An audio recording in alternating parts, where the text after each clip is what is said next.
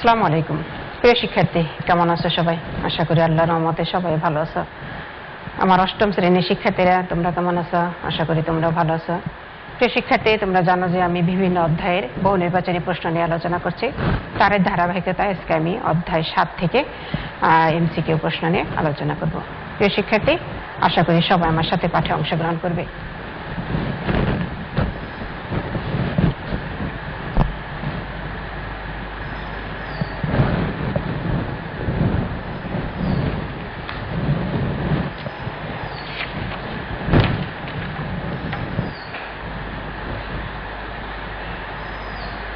প্রিয় শিক্ষার্থী, 1 নম্বর যে প্রশ্নটা আছে, বর্তমানে কোন রাষ্ট্রটিতে নিয়মতান্ত্রিক রাজতন্ত্র চালু আছে? বর্তমানে কোন দেশে বা কোন রাষ্ট্রটিতে নিয়মতান্ত্রিক রাজতন্ত্র চালু আছে? নিয়মতান্ত্রিক রাজতন্ত্র হলো প্রিয় শিক্ষার্থী যে বংশ পরম্পরায় উত্তরাধিকার সূত্রে ক্ষমতায় আসে, সেটা হলো নিয়মতান্ত্রিক রাজতন্ত্র। এখন বর্তমানে কোন দেশে বা কোন রাষ্ট্রটিতে নিয়মতান্ত্রিক রাজতন্ত্র চালু আছে? যুক্তরাষ্ট্র, গ্রেট ব্রিটেন, ভারত এবং বাংলাদেশ। প্রিয় শিক্ষার্থী, তোমরা আশা করি উত্তরটা জানো। উত্তরটা হবে খ নাম্বার, গ্রেট ব্রিটেন। গ্রেট ব্রিটেনে নিয়মতান্ত্রিক রাজতন্ত্র চালু আছে, অর্থাৎ তারা বংশ পরম্পরায় ক্ষমতার উত্তরাধিকারী হয়। 2 নম্বর প্রশ্ন হলো, বাংলাদেশে নির্বাহী ক্ষমতার অধিকারী কে? বাংলাদেশে নির্বাহী ক্ষমতার অধিকারী কে? প্রধানমন্ত্রী, রাষ্ট্রপতি, স্পিকার, সংসদ সদস্য। প্রিয় শিক্ষার্থী, বাংলাদেশের নির্বাহী ক্ষমতার অধিকারী হলো প্রধানমন্ত্রী। উত্তর ক, প্রধানমন্ত্রী। 3 নম্বর প্রশ্ন হলো, মন্ত্রী পরিষদ শাসিত সরকারের কেন্দ্রবিন্দু কোনটি? মন্ত্রী পরিষদ শাসিত সরকারের কেন্দ্রবিন্দু কোনটি? আইন বিভাগ, শাসন বিভাগ, বিচার বিভাগ, আদালত। প্রিয় শিক্ষার্থী, 3 নম্বরের উত্তরটা হলো মন্ত্রী পরিষদ শাসিত সরকারের কেন্দ্রবিন্দু আইন বিভাগ। সরকারের যে 3টা বিভাগ আছে, আইন বিভাগ, শাসন বিভাগ এবং বিচার বিভাগ, এই 3টা বিভাগের আইন বিভাগটাই মন্ত্রী পরিষদ শাসিত সরকারের কেন্দ্রবিন্দু হিসাবে পরিচিত। প্রিয় শিক্ষার্থী, 4 নম্বর যে প্রশ্নটা আছে, রাষ্ট্র পরিচালনার মূল দলিল কোনটি? একটা রাষ্ট্র পরিচালিত হয় একটা দলিলের উপর ভিত্তি করে। প্রত্যেকটা রাষ্ট্রে মোট দলিলের উপর ভিত্তি করে পরিচালিত হয়। এই রাষ্ট্র পরিচালনার মূল দলিল মূলত কোনটি? মূলনীতি, সংবিধান, সরকার, গণতন্ত্র। প্রিয় শিক্ষার্থী, আশা করি তোমরা উত্তরটা পারো। উত্তরটা হবে খ নাম্বার, সংবিধান। অর্থাৎ সংবিধানই হলো একটা রাষ্ট্রের মূল দলিল, যে দলিলের উপর ভিত্তি করে একটা রাষ্ট্র পরিচালিত হয়। একটা রাষ্ট্র পরিচালিত হওয়ার সবকিছু নিয়ম কারণ এই সংবিধানের মধ্যে লিপিবদ্ধ থাকে। এই সংবিধানের উপর ভিত্তি করে একটা রাষ্ট্র পরিচালিত হয়। সংবিধানকে একটা রাষ্ট্রের দর্পণ বলা হয়ে থাকে, কারণ দর্পণের মধ্যে যেমন নিজের চেহারার একটা ব্যক্তির অবয়ব দেখা যায়, তেমনি সংবিধানের উপর সংবিধানটা যদি দেখা যায়, সংবিধানটা যদি জানা যায়, তাহলে দেখা যাবে যে ওই সংবিধানের উপরে জানলেই ওইটা দেশ সম্পর্কে পূর্ণাঙ্গ ধারণা পাওয়া যায়। এই জন্য সংবিধানকে বলা হয় রাষ্ট্র পরিচালনার একটা দর্পণ স্বরূপ। 5 নম্বর যে প্রশ্নটা আছে, আমাদের সংবিধানের প্রধান বৈশিষ্ট্য কয়টি? প্রিয় শিক্ষার্থী, বাংলাদেশের যে সংবিধান আছে, সংবিধানের প্রধান বৈশিষ্ট্য কয়টি? প্রিয় শিক্ষার্থী, এই প্রশ্নটার উত্তরটা হলো খ নাম্বার, 14টি। সংবিধানের প্রধান বৈশিষ্ট্য আছে 14টি। 6 নম্বর যে প্রশ্নটা আছে, বাংলাদেশের সংবিধান কত ভাগে বিভক্ত?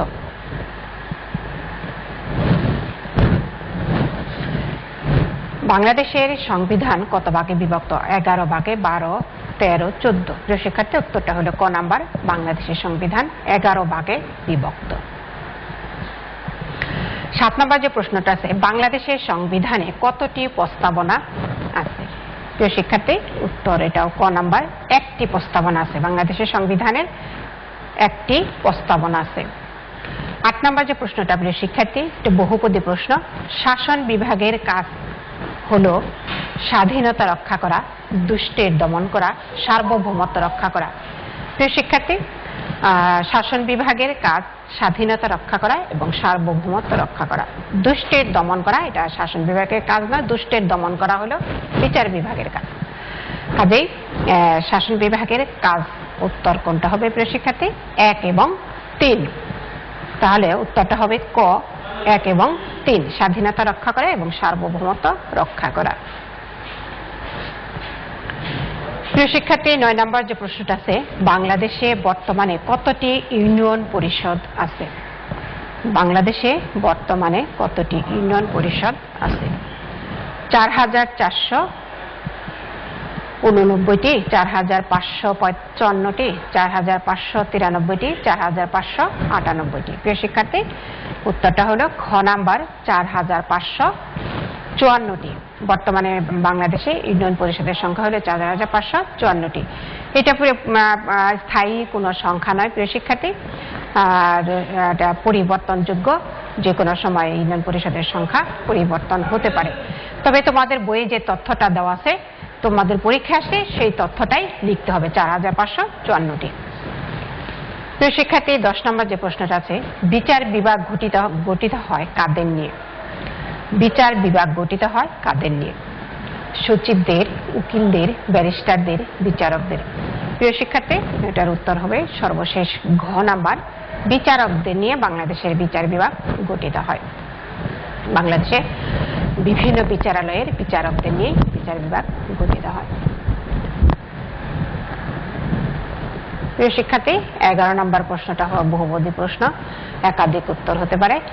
প্রশ্নটা হলো যে সংবিধানে নাগরিকদের নিশ্চয়তা দেওয়া হয়েছে আর্থিক সচ্ছলতার মৌলিক অধিকারের সংরক্ষণের নিশ্চয়তা। প্রিয় শিক্ষার্থী, উত্তরটা তিনটাই হবে। প্রিয় শিক্ষার্থী, আর্থিক সচ্ছলতার নিশ্চয়তার কথা বলা হয়েছে সংবিধানে, মৌলিক অধিকারকে কথা বলা হয়েছে এবং নাগরিকদের সংরক্ষণের নিশ্চয়তার কথাও বলা হয়েছে। তাহলে উত্তর হবে ঘ নাম্বার 1, 2, 3।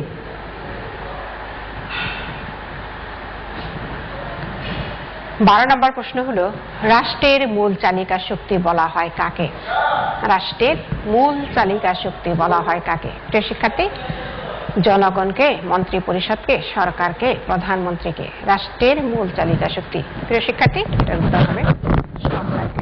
অর্থাৎ সরকারই একটা দেশ পরিচালনা করে থাকে, এই জন্যই রাষ্ট্রের মূল চালিকা শক্তি বলা হয় সরকারকে। 13 নম্বর যে প্রশ্নটা আছে প্রিয় শিক্ষার্থী, আইন কার্যকরী ও দেশের প্রশাসন পরিচালনা করে কে? আইন কার্যকরী এবং দেশের প্রশাসন পরিচালনা করে কে? জনগণ, আইনসভা, বিচার বিভাগ, শাসন বিভাগ, বিচার বিভাগ। প্রিয় শিক্ষার্থী, এটার উত্তর হলো গ নাম্বার, শাসন বিভাগ। শাসন বিভাগ আইন কার্যকরী করে এবং দেশের প্রশাসন পরিচালনা করে থাকে। 14 নম্বর প্রশ্নটা হলো, বাংলাদেশের সংবিধান কোন ধরনের? বাংলাদেশের সংবিধান কোন ধরনের? লিখিত সংবিধান, অলিখিত সংবিধান, মৌলিক সংবিধান, কেন্দ্রভিত্তিক সংবিধান। প্রিয় শিক্ষার্থী, সংবিধান লিখিতও হতে পারে আবার অলিখিতও হতে পারে। কোন দেশের সংবিধান লিখিত, আবার কোন দেশের সংবিধান অলিখিত। প্রিয় শিক্ষার্থী, বাংলাদেশের সংবিধান হলো লিখিত সংবিধান। তাহলে উত্তর হবে ক নাম্বার, লিখিত সংবিধান। 15 নম্বর প্রশ্ন প্রিয় শিক্ষার্থী, সচিবালয় কোন বিভাগের অধীনে কাজ করে? সচিবালয় কোন বিভাগের অধীনে কাজ করে? আইন বিভাগ, শাসন বিভাগ, বিচার বিভাগ, আইন এবং শাসন বিভাগ। প্রিয় শিক্ষার্থী, এটার উত্তর হবে খ নাম্বার, শাসন বিভাগ। সচিবালয় শাসন বিভাগের অধীনে কাজ করে থাকে। 16 নম্বর প্রশ্ন হলো, শহর এলাকায় স্থানীয় সরকারের দায়িত্ব পালন করে যে সংগঠনগুলো? শহর এলাকায় স্থানীয় সরকারের দায়িত্ব পালন করে কোন সংগঠনগুলো? পৌরসভা, ইউনিয়ন, সিটি কর্পোরেশন। প্রিয় শিক্ষার্থী, তোমরা জানো যে ইউনিয়ন পরিষদ হলো গ্রাম ভিত্তিক সংগঠন। ইউনিয়ন পরিষদ হলে গ্রামের কয়েকটা গ্রাম নিয়ে একটা ইউনিয়ন তৈরি হয়। তাহলে এই শহর এলাকার মধ্যে ইউনিয়নটা পড়ে না, তাহলে পড়বে পৌরসভা এবং সিটি কর্পোরেশন।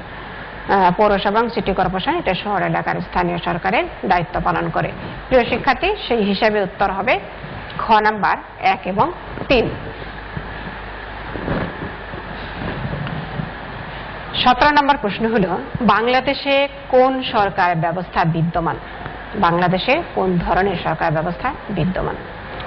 গণতান্ত্রিক, সমাজতান্ত্রিক, রাজতন্ত্র, একনায়কতন্ত্র। প্রিয় শিক্ষার্থী, আমরা জানি বাংলাদেশ হলো একটা গণতান্ত্রিক রাষ্ট্র।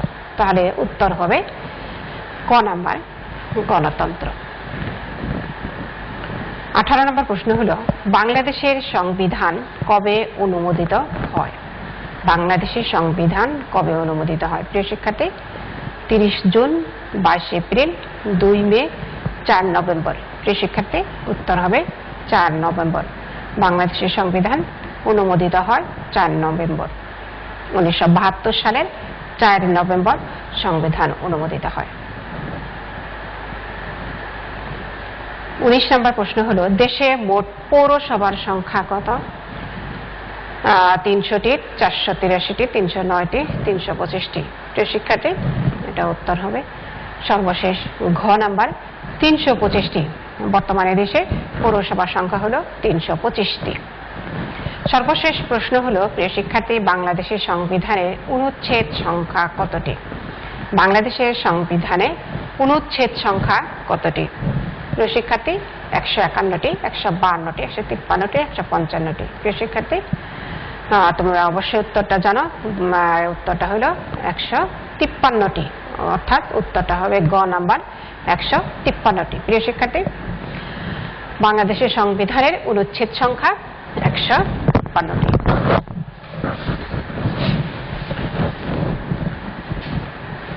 প্রিয় শিক্ষার্থী, আর প্রশ্নগুলো বেশ কয়েকবার পড়বে এবং উত্তরগুলো পড়বে, তাহলে তোমাদের মনে থাকবে এবং ভবিষ্যতে এগুলো পরীক্ষার জন্য তোমাদের কাজে লাগবে।